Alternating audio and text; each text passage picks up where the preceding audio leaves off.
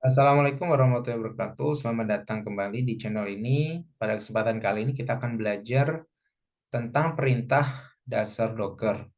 Pada video sebelumnya kita sudah belajar bagaimana melakukan instalasi Docker. Mungkin sedikit review. Jadi Docker adalah sebuah platform untuk pengembangan aplikasi pengemasan di lingkungan terisolasi. Nah, salah satu teknologi yang banyak orang pakai saat ini adalah Docker. Kalau di video sebelumnya kita sudah eh, melakukan instalasi dan ada sedikit implementasi bagaimana sih pemanfaatan Docker gitu ya, atau bagaimana sih menjalankan perintah-perintah di Docker tadi. Tapi pada sesi ini kita akan lebih mengenal satu persatu perintah-perintah yang dasar, yang umum gitu ya, yang dipakai saat kita ingin menggunakan Docker di environment aplikasi kita. Kita akan coba lihat ya. Jadi yang pertama adalah namanya Docker image gitu. Jadi Docker image itu adalah sebuah template gitu ya, template dari aplikasi yang kita bangun ya, sehingga dari image tadi atau dari template tadi kita bisa membuat kontainer-kontainer yang sesuai dengan template tadi, atau kita kenal yang namanya image atau Docker image ini tadi. Nah, untuk mengetahui image yang sudah ada di komputer kita, kita cukup menggunakan perintah namanya Docker image ya, Docker image. Nah, pastikan teman-teman sudah menginstal Docker desktop terlebih dahulu ya. Docker desktop terlebih dahulu seperti ini. Ya, ini adalah Docker desktop yang mana sebenarnya dari sini kita bisa melihat ya kontainernya, image-nya dan sebagainya gitu ya. Tapi kita akan coba lebih belajar menggunakan perintah-perintah ya yang kita bisa langsung tuliskan di terminal gitu ya, atau di command prompt ya, tanpa menggunakan Docker desktop ya, karena pada umumnya saat kita bicara tentang pengembangan aplikasi ke proses deployment, maka ya tentu kita nggak menggunakan aplikasi semacam Docker desktop seperti ini gitu ya, tapi kita akan menggunakan perintah-perintah CLI yang memang harus kita mulai biasakan gitu. Maka dari itu sesi ini kita akan belajar perintah-perintah itu secara langsung tanpa menggunakan interaksi di Docker desktop-nya. Oke, teman-teman silakan buka CMD-nya ya. Teman-teman bisa tulis Windows R ya, Windows R, kemudian tulis CMD gitu ya. Nah, teman-teman pertama kita bisa gunakan namanya adalah Docker image ya. Tapi teman-teman pastikan dulu ketika Docker-nya ini eh, saya jalankan seperti ini, dia akan menampilkan banyak banyak ini ya, informasi ya, seperti perintah-perintah yang umum gitu ya, ada run, ada PS dan sebagainya, push dan sebagainya, ada eh, eh, yang lain ya, manajemen command dan sebagainya ya. Itu memastikan bahwa Docker sudah terinstall di komputer komputer kita gitu. Nah, yang pertama tadi kita bisa gunakan namanya adalah Docker image. Docker image itu adalah tadi menampilkan list dari image yang sudah kita punya. Jadi di sini adalah nama image-nya gitu ya, tag-nya atau versinya, kemudian image ID-nya, created-nya kapan gitu, kemudian ukurannya. Nah, ini akan sama persis dengan yang ada di Docker Desktop ini. Ya, sama persis. Nah, saya kira itu mudah sekali. Jadi eh, kita ingin tahu kita punya image apa saja sih sehingga kita bisa membuat kontainer dari image tadi. Kemudian selanjutnya eh, Docker pool gitu ya. Jadi terkadang kita ingin menggunakan image orang lain gitu ya, menggunakan image orang lain. Nah, maka kita bisa menggunakan perintah namanya Docker pool. Ya, jadi perintah ini digunakan untuk mengunduh Docker image dari Docker registry. Jadi semacam kayak repository image-image gitu ya, penyimpanan image yang mana kita bisa pakai ya. Yang salah satu Docker registry yang banyak orang pakai saat ini salah satunya ada namanya Docker Hub gitu ya. Docker Hub. Jadi Docker Hub ini teman-teman bisa buka langsung webnya. Di sana kita bisa memilah memilah-milah gitu ya image yang ingin kita pakai ya. Jadi eh, cukup masukkan saja ininya apa tuh namanya ininya image-nya gitu ya. Jadi menggunakan perintah docker pull-in tadi dia akan mengunduh pull ya, menarik gitu ya, mengunduh dari Docker registry ya, sehingga dia bisa masuk ke dalam komputer lokal kita. Nah, oke, misal kita lihat, kita akan coba buka, eh, kita akan coba buka eh, ini ya, Docker Hub ini adalah eh, apa tuh namanya, repositori image-image yang ada di Docker Hub ya, banyak banget. Teman-teman bisa pilih-pilih gitu ya. Saya mau belajar apa gitu ya. Saya mau pakai TensorFlow tanpa harus install TensorFlow, cukup pakai aja image-nya gitu ya. Saya mau pakai PyTorch gitu ya untuk membuat model deep learning gitu ya. Pakai Redis untuk database dan sebagainya, MySQL database, belajar ini apa tuh namanya, graph database, Neo4j dan sebagainya ya.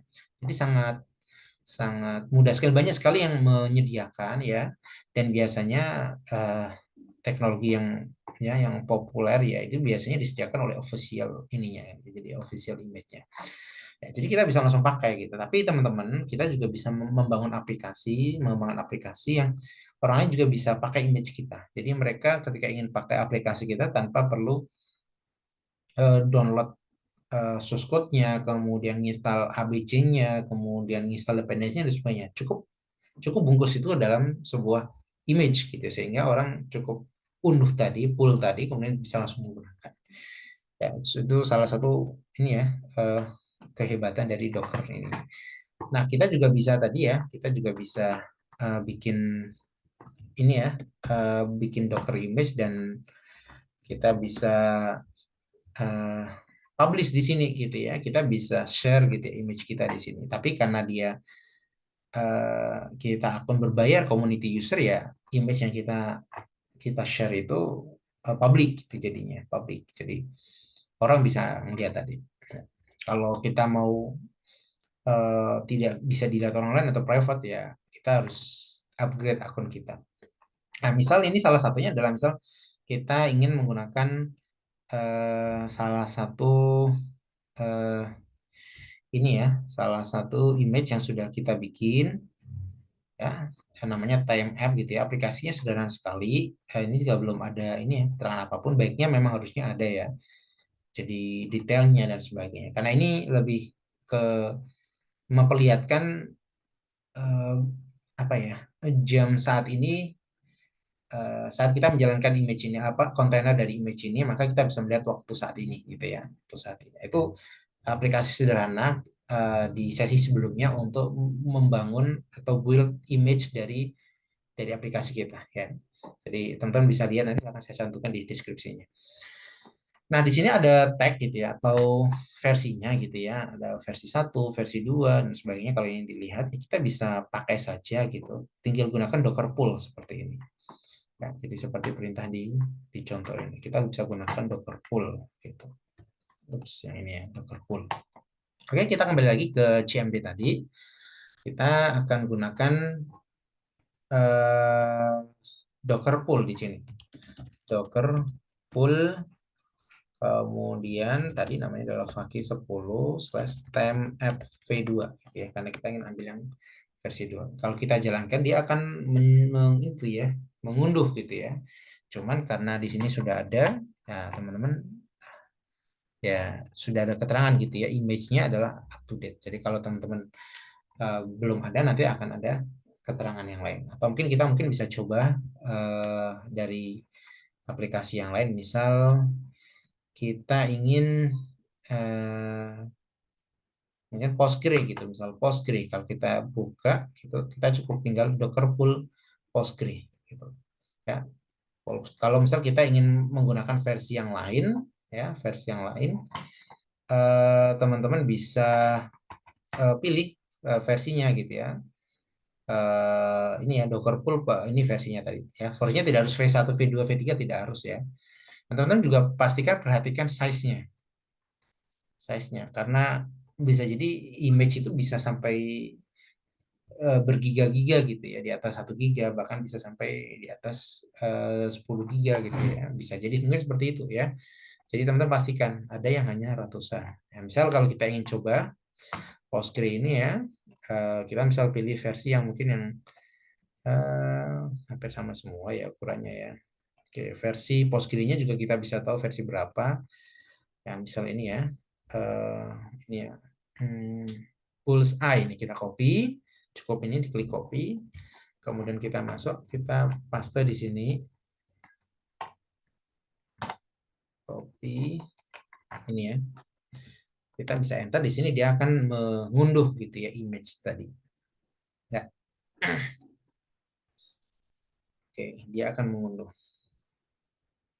Jadi teman-teman bisa pakai database ini nanti tanpa kita harus menginstal secara manual. Nah, ini mungkin saya cancel saja, mungkin karena butuh waktu. Ya, saya cancel saja ya. CLS. Oke, jadi kalau teman-teman nanti lihat di Docker image nanti ya, nanti di sini akan ada versinya gitu ya, versinya. Ya, versi yang di-download gitu ya. Gitu ya. Misalnya ini karena udah di-download yang lama gitu ya, maka di sini kita sudah akan muncul. Nah, kalau kita ngunduh image yang sama tapi versi yang berbeda, di sini juga lebih cepat gitu ya, karena biasanya hanya ada perbedaan sedikit ya, tanpa akan mengunduh secara langsung semuanya. Nah, oke, itu ya Docker pull ya. Jadi kita bisa gunakan perintah ini Docker pull itu untuk apa tuh namanya? Mengunduh gitu ya, mengunduh Docker image. Kemudian kalau kita sudah mengunduh Docker image, kita bisa membuat kontainer. Tadi kontainer itu ada lingkungan terisolasi gitu ya. Jadi dari Docker image tadi kita bisa membuat banyak kontainer. Gitu. Misal kalau tadi kita download Postgre atau database gitu ya, maka kita bisa membuat banyak database ya, atau istilahnya banyak kontainer gitu ya, yang terisolasi satu dengan yang lain.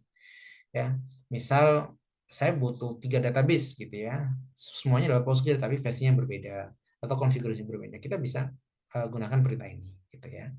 Nah, kita akan gunakan perintah ini untuk menjalankan atau membuat kontainer ya, membuat kontainer dari Docker image. Caranya adalah menggunakan Dockeran ya, Dockeran.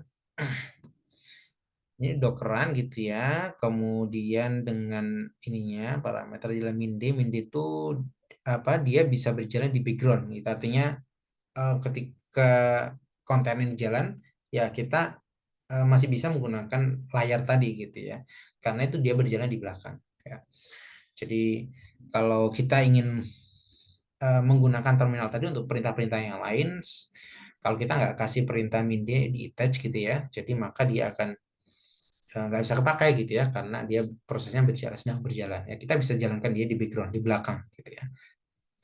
Kemudian min p adalah port gitu ya, portnya berapa gitu, misal eh, ini adalah port dari hostnya komputer kita, di sini adalah port dari kontainernya gitu ya, di mapping gitu ya, port kontainer 80 itu nanti kita bisa akses di port 80 gitu, kita bisa ganti-ganti ini gitu ya, sehingga kita tidak harus meneruskan 80 ya, karena dia aplikasi web biasanya berjalan di port 80, kita samakan saja, sesuaikan. Nah, misal kita ingin menjalankan kontainer tapi di port yang sama, maka portnya kita ganti gitu. Sehingga dia tetap bisa berjalan tanpa bentrok ya, karena kalau sama-sama di 80 nanti maka dia akan bentrok gitu, enggak ada yang enggak jalan satunya karena sudah kepakai portnya.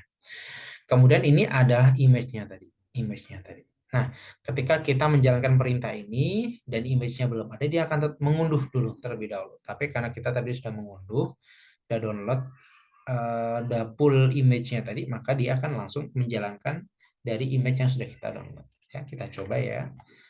Di sini misal kita bisa tuliskan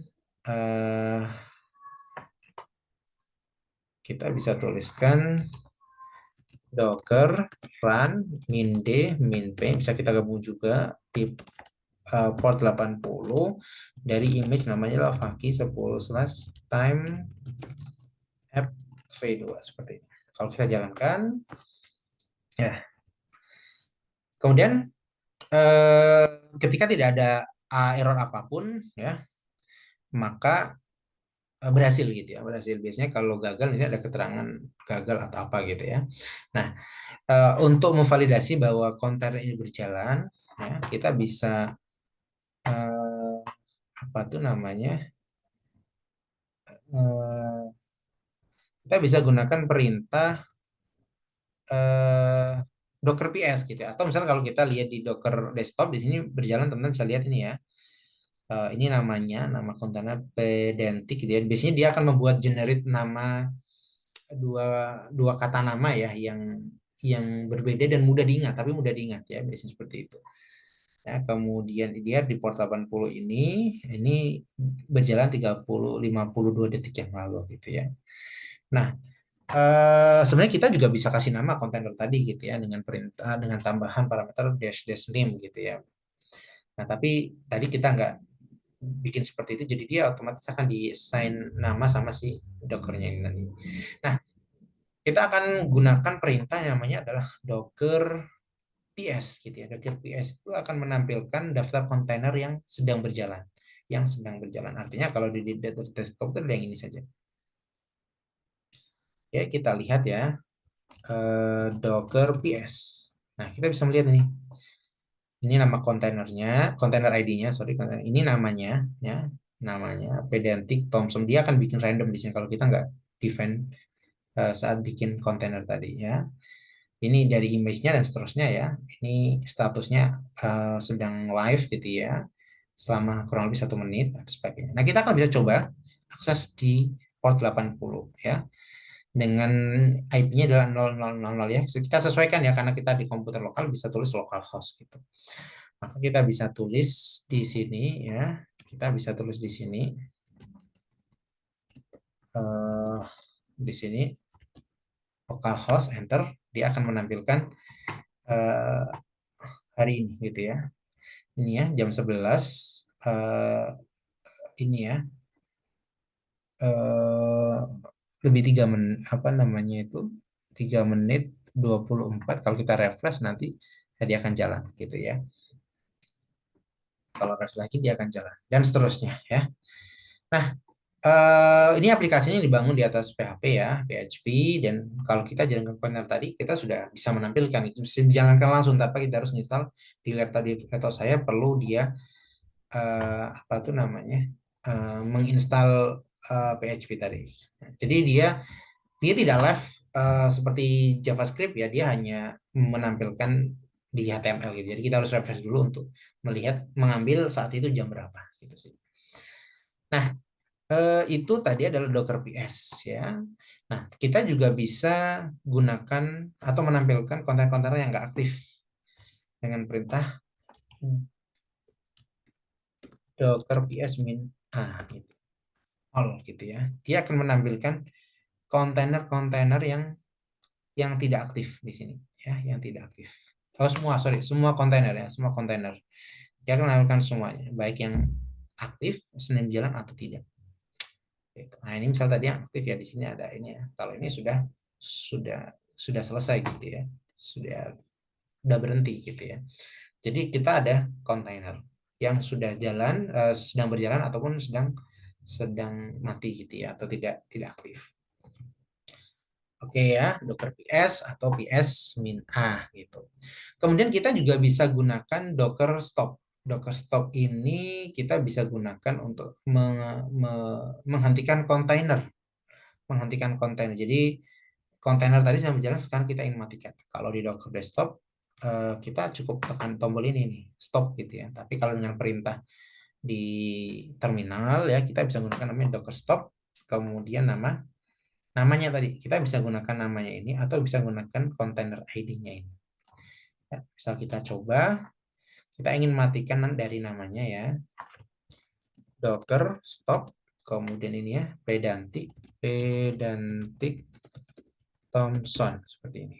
Ya, kalau kita jalankan stop, maka dia akan mematikan service dari kontainer tadi. Kontainernya mati gitu ya istilahnya ya, di shutdown gitu ya. Jadi kalau kita kembali ke browser, kemudian kita refresh, maka dia akan error.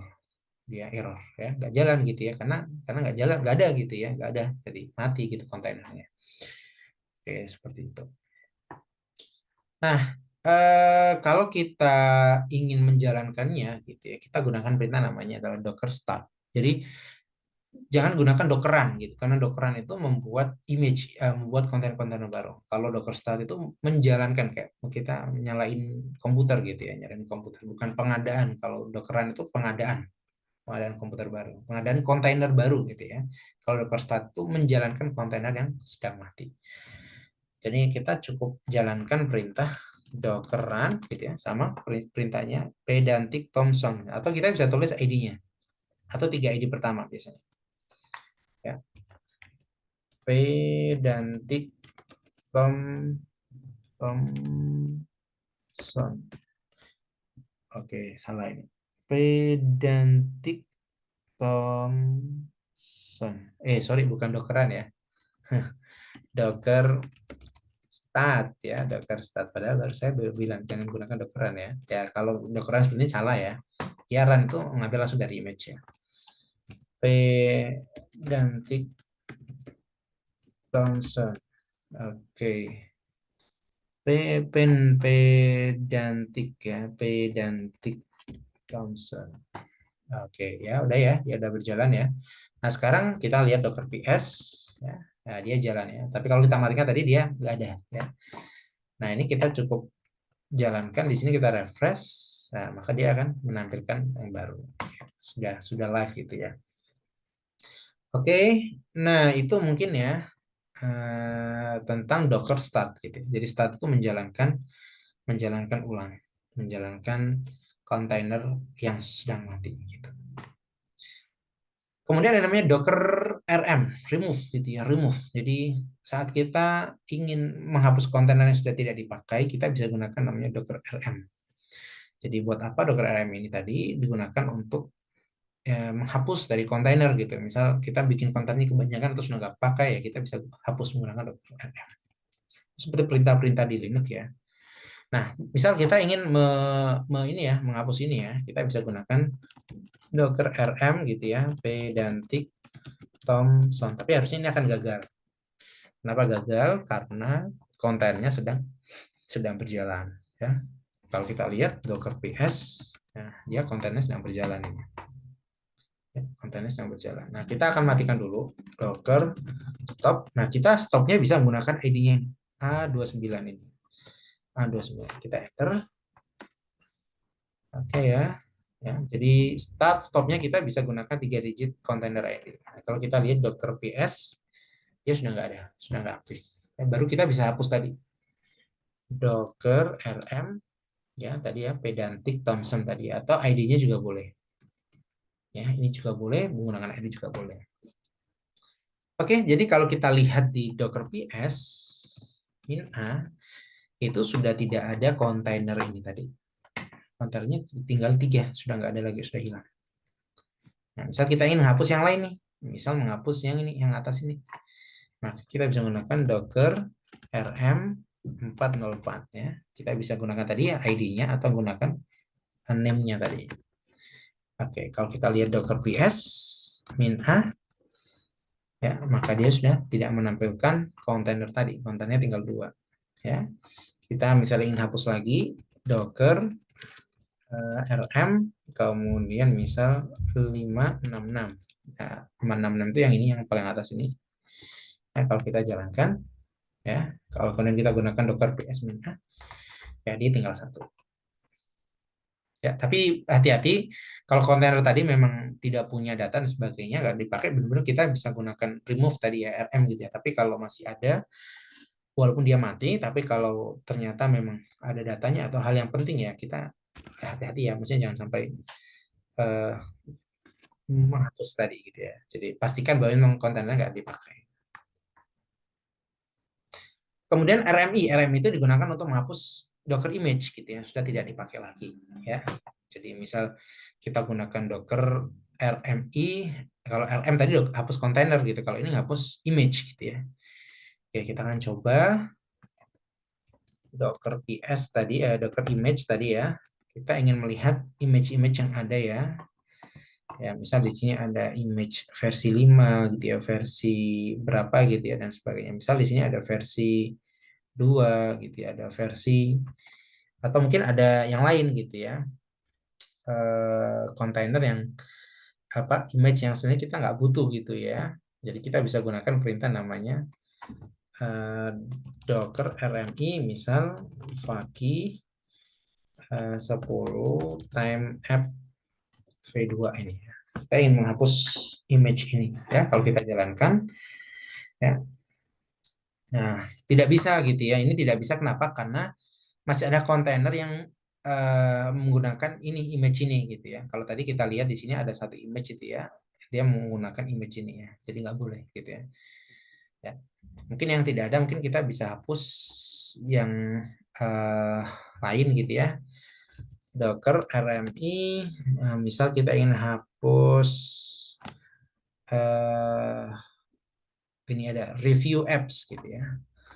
Review apps.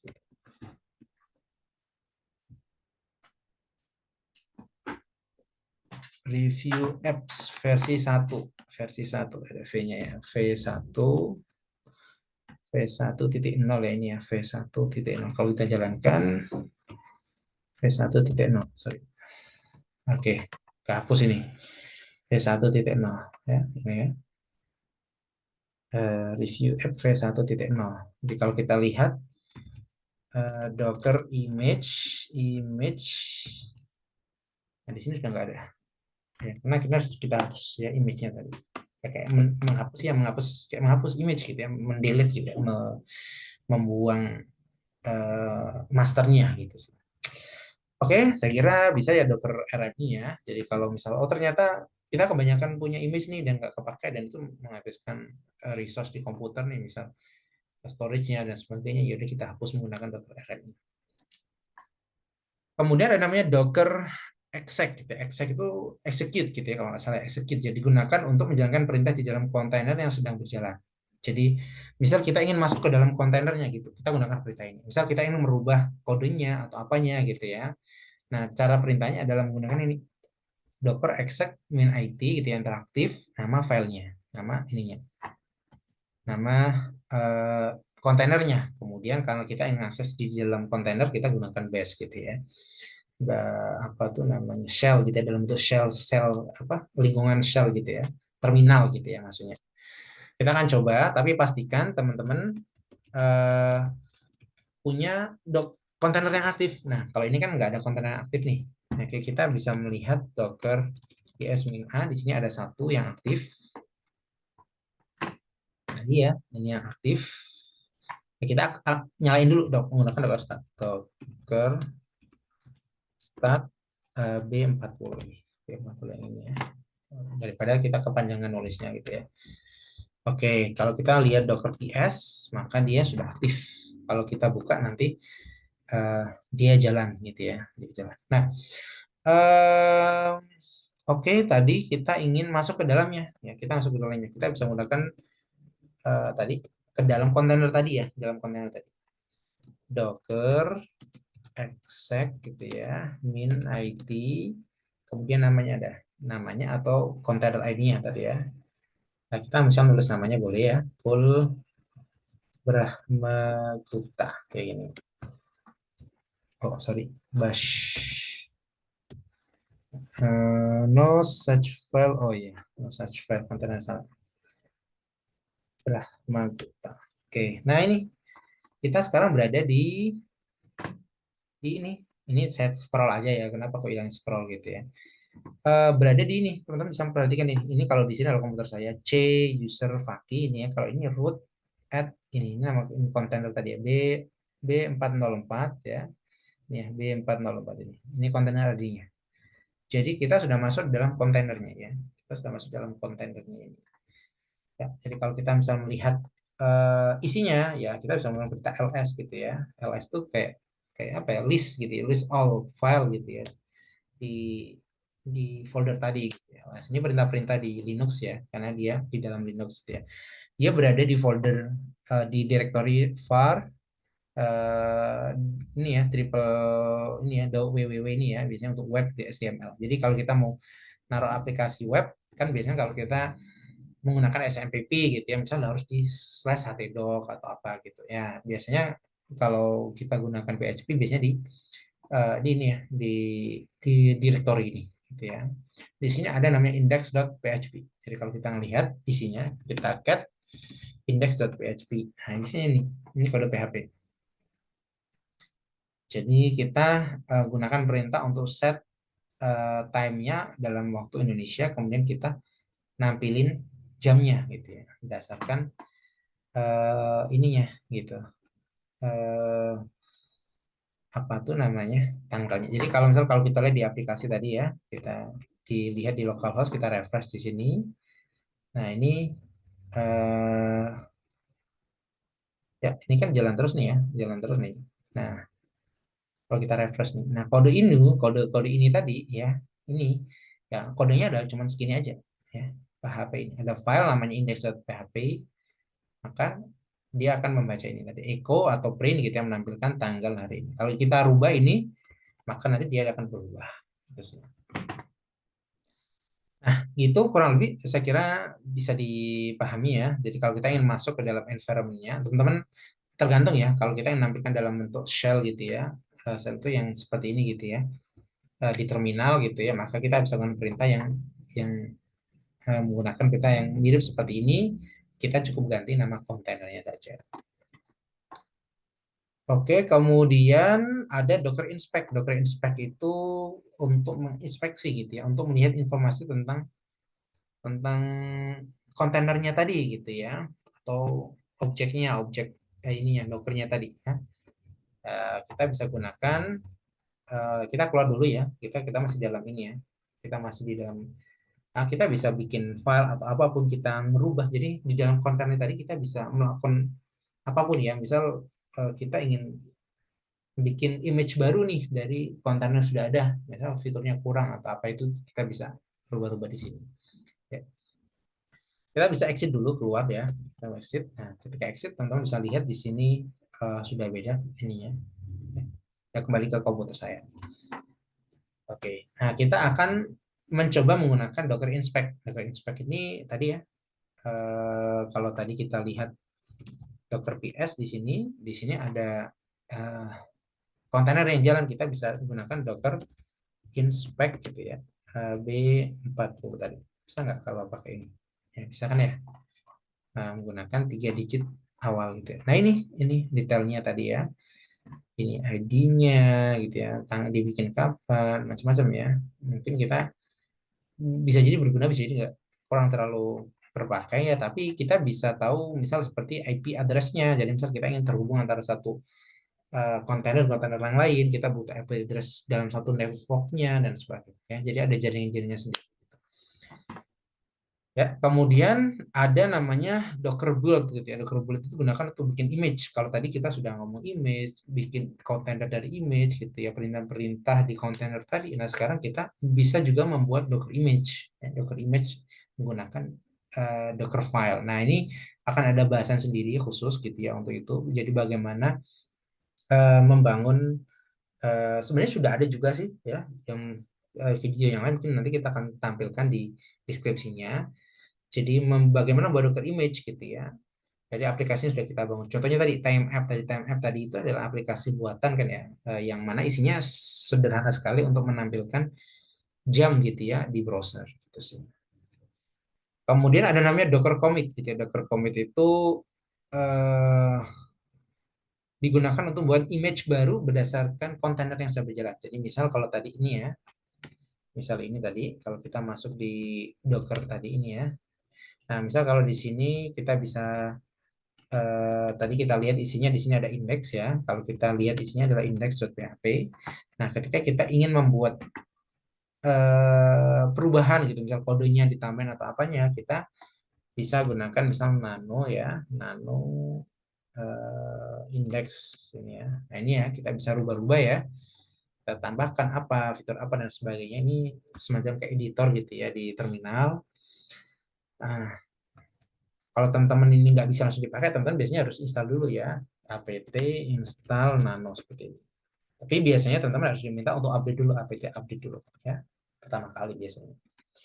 Nah, jadi ketika ada perubahan di kontainer dan kita ingin build lagi gitu ya, build lagi, kita nggak pakai menggunakan Docker build ini, tapi kita bisa menggunakan namanya Docker commit ya. Jadi Docker commit, ID-nya apa tadi, ID kontainer dan namanya apa ya. Jadi kita bisa gunakan seperti itu. Oke, saya kira cukup ya. Itu apa tuh namanya perintah-perintah dasar yang umum dipakai. Teman-teman kalau ingin tahu lebih detail, teman-teman bisa gunakan Docker seperti ini aja ya, Docker seperti ini. Nah, di sini ada perintah-perintah yang banyak gitu ya, run tadi ya, exec gitu ya, ps, build, ada pull, ya, image, ada login gitu ya, login untuk ke ini seperti Docker Hub tadi gitu ya, logout dan sebagainya. Yang tadi kita udah sebagian besar sudah kita bahas. Ada juga mungkin yang lain gitu ya, misal kayak attach gitu ya, ada commit ini tadi ya, commit gitu ya.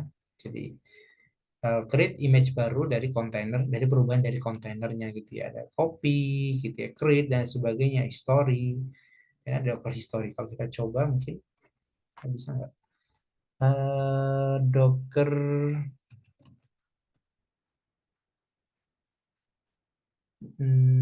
Docker history, Docker history, Eh, Docker history, Eh, history dari kontainer ini sepertinya. Hmm.